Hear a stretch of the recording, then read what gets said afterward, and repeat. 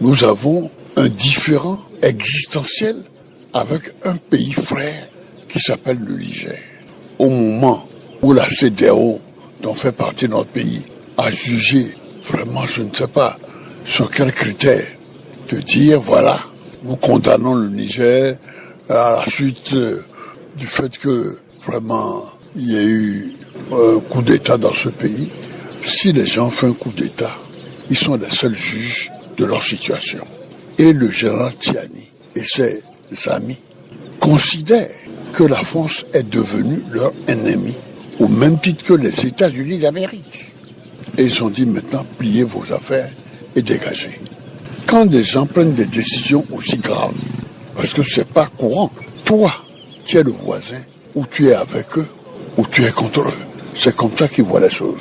Le Niger considère que le fait qu'ayant estimé que la France, elles sont devenues son ennemi, au même titre que les États-Unis d'Amérique. Toi, si tu es son voisin et que tu veux avoir d'excellentes relations avec elle, ou tu te tais, ou à ce moment-là, tu adoptes son point de vue.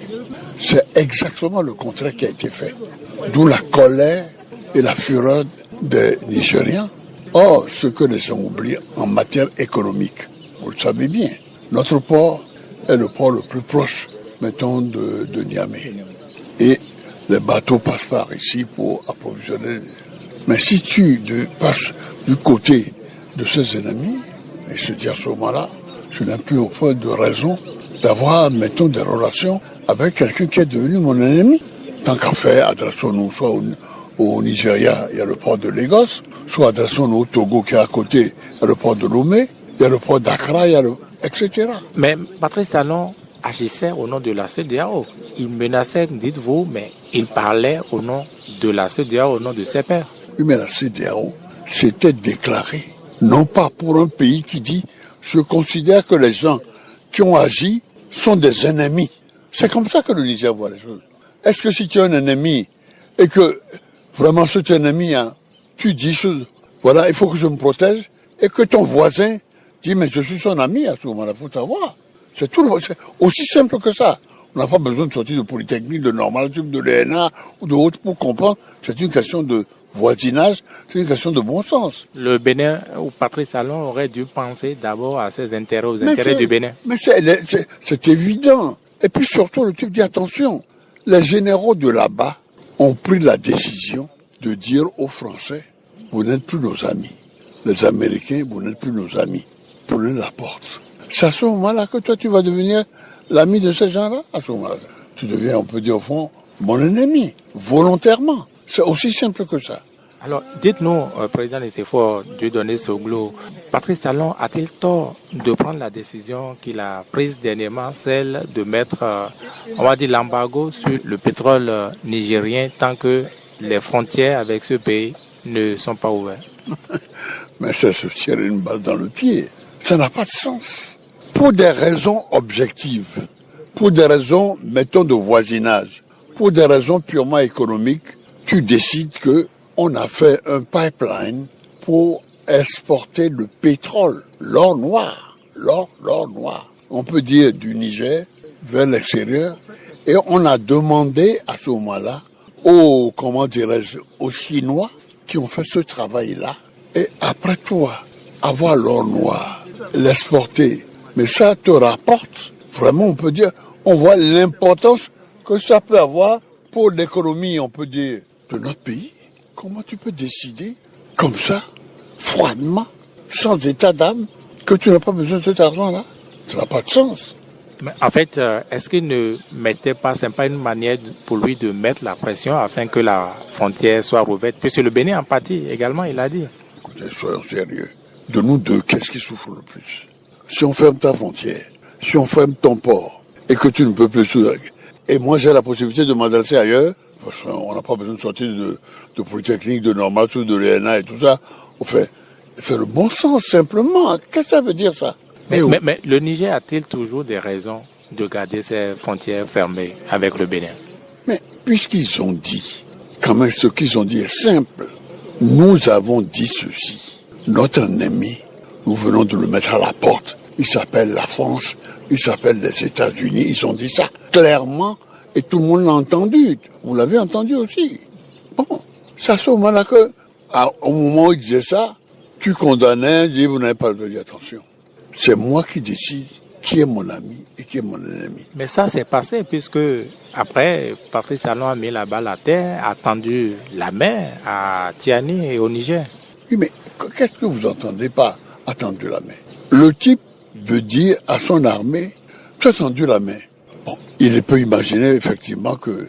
Mais au moment où il y a entre les deux pays, mais on n'a pas besoin de sortir, c'est une question de bon sens.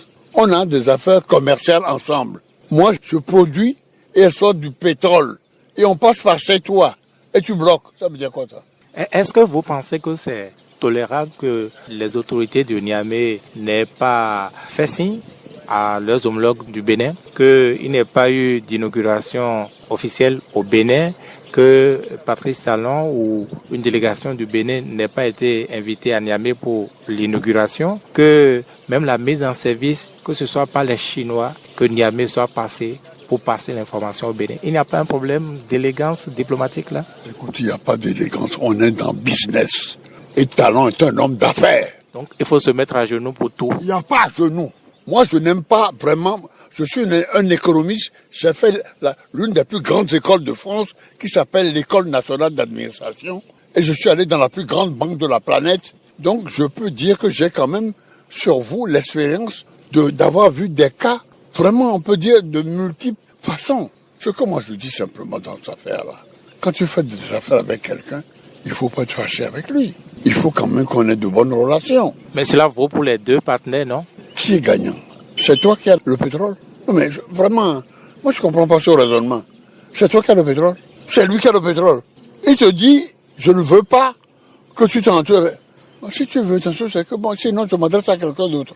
Et tu dis, tu persistes, bon ben, après tout, si tu t'as une balle dans le pied, tu es totalement libre. Comment baisser la tension dans la sous-région ouest-africaine? Comment ramener la paix véritablement entre le Bénin et le Niger, entre Tiani et Talon? Moi je dis, il faut une tierce personne qui joue les bons offices et qui est à la fois l'ami des deux pays. L'icône planétaire que Nelson Mandela a créé un forum des anciens chefs d'État. Et dans ce forum, le président, c'est l'ancien président du Mozambique. Je suis le vice-président. Il y a le président Obasanjo. Il y a évidemment le président de l'Afrique du Sud. Et il y a celui, au fond, le pays de Nyerere, celui de la Tanzanie. On a la chance que le président de notre forum, le président de Mozambique, parle le français, parle le portugais, parle naturellement l'espagnol, mais il parle également, étant à côté de l'Afrique du Sud, il parle l'anglais. Il parle également, et c'est extraordinaire, il parle très bien, on peut dire l'arabe. Et Nelson a dit, voilà l'homme qu'il nous faut pour que nous puissions nous rassembler en Afrique et ne plus dépendre des autres continents et subir leur domination coloniale. C'est tout le problème. Donc, une solution peut venir des anciens présidents, des anciens chefs d'État africains. Oui, mais je suis de ce forum-là, je suis le vice-président. Et j'ai la chance d'avoir, on peut dire dans cette histoire, un pays comme le Nigeria, un pays comme la Tanzanie. Alors moi, je crois qu'on a ce qu'il faut. Et nous avons l'expérience, nous avons le calme pour régler toutes les tensions qui peuvent se lever, mettons, en Afrique. Autrement dit, même Nicéphore Dieudonné Soglo peut faire partie de la solution à la crise entre le Bénin et le Niger aujourd'hui. Je suis membre du forum. Comment? Après tout, je ne suis pas n'importe qui. Quand on est arrivé à la conférence nationale, on a choisi qui? Qui était l'homme de la situation? C'est sérieux. Mais quand même, oh, attention, hein. Il faut me respecter. Non, moi je crois que c'est parce que les gens n'ont pas suffisamment d'expérience et tout ça. Parce que souvent, l'homme d'affaires ne regarde que ses affaires. Il ne regarde pas l'État. Alors, est-ce que vous pensez faire une démarche envers Patrice Talon et envers le président nigérien, l'actuel président nigérien, pour apaiser la situation?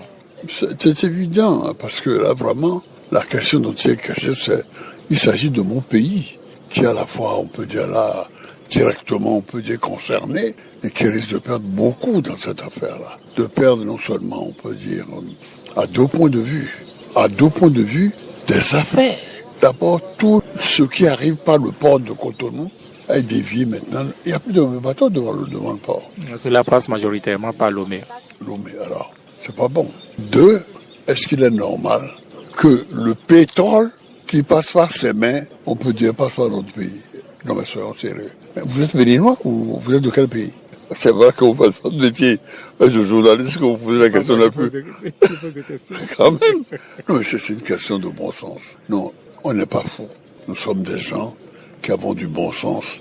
Et je pense qu'il est souhaitable que rapidement nous puissions nous réconcilier avec nos voisins. C'est tout. Bonsoir à nous tous. En réalité, ce sont des Béninois qui ne savent pas de quoi ils parlent. C'est eux qui jubilent. C'est eux qui jubilent. J'étais à la place des Béninois, j'allais couler les larmes. Parce que,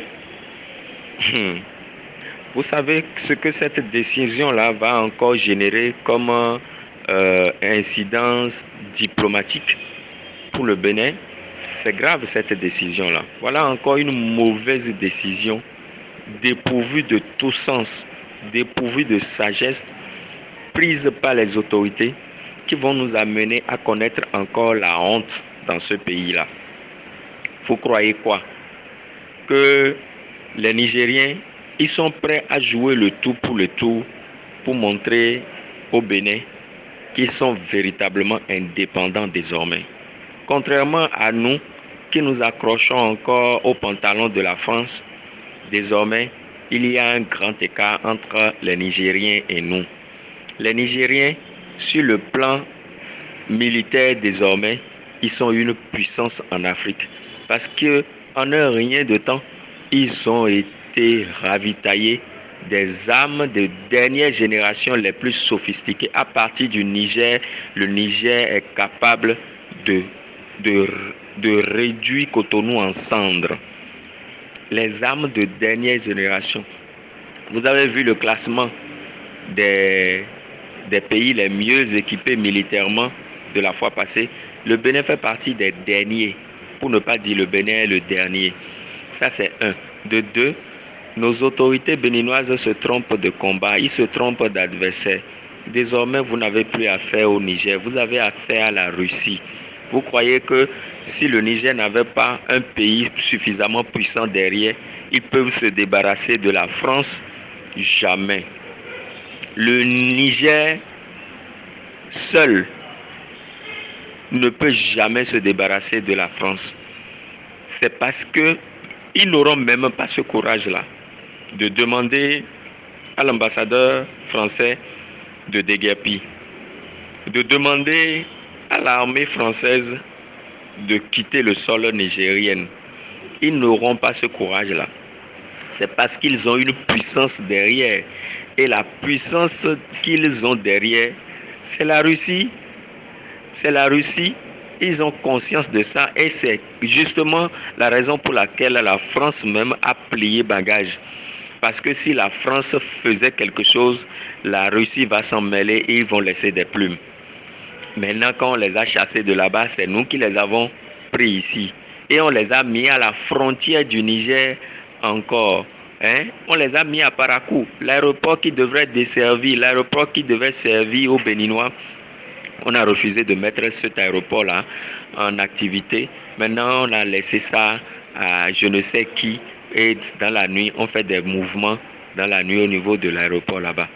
Vous-même, vous voyez un peu dans quel pétrin le Bénin s'est mis en coupant le robinet du pétrole nigérien qui passe désormais par ses mains. C'est grave cette décision. Non seulement ça, le Niger a la politique de ses moyens, a les moyens de sa politique désormais. Ce sont les Chinois qui ont construit cette ligne-là de pétrole. Ils sont capables de relier à partir de l'existant, ils sont capables de relier le port du Togo.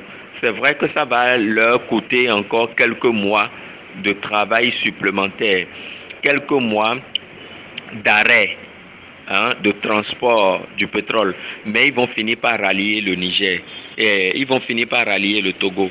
Non seulement ça, ça voudra dire que désormais là, le Bénin, Niger et Niger, la frontière Niger-Bénin, l'ouverture, ce n'est pas pour maintenant. Désormais, le Bénin est considéré comme un adversaire, bien qu'on soit des frères.